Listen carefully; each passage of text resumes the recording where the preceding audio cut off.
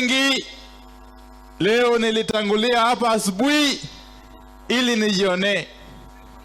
Kwanza, kama kwa hakika mnapenda Fatuma Masito. Wangapi wanapenda Fatuma Masito? Na wangapi wanapenda Baba Raila Amolo Odinga? Asanteni sana. La kwanza kabisa, niko na kijana hapa, ni MCA kutoka kule Homa Bay, ni kijana, salimia tu watu hapo. Asante sana Eric Augo.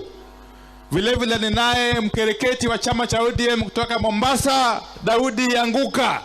Asante sana. La pili, mimi nataka nipongeze Mama Masito.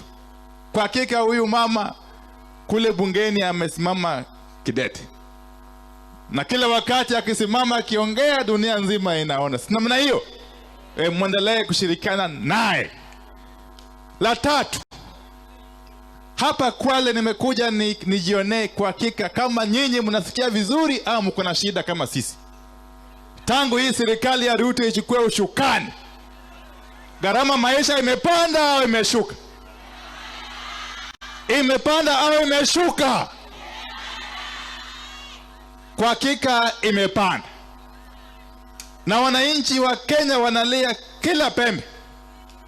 Serikali imekuwa serikali ya ahadi. Ahadi baada ya ahadi. Ahadi baada ya.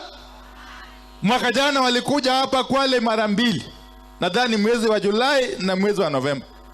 Wakiahidi kwamba mambo ya mashamba ati wametenga shilingi bilioni 1. Ati watanunua nayo shamba ya Bwenyenye wagawe kwa wananchi. Kuna mmoja wenu anapata shamba kutoka kwa serikali ya Ruto? Ni uongo. Ahadi imebadilika, imekuwa uongo.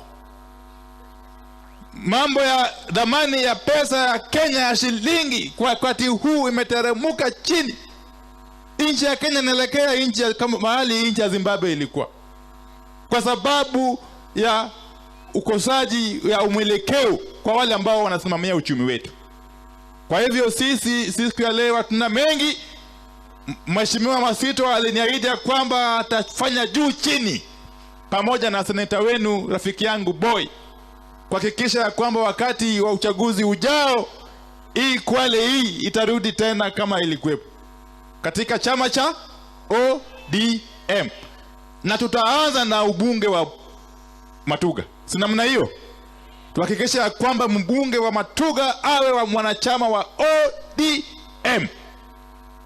Kwa hivyo mniruhusu nialike Senator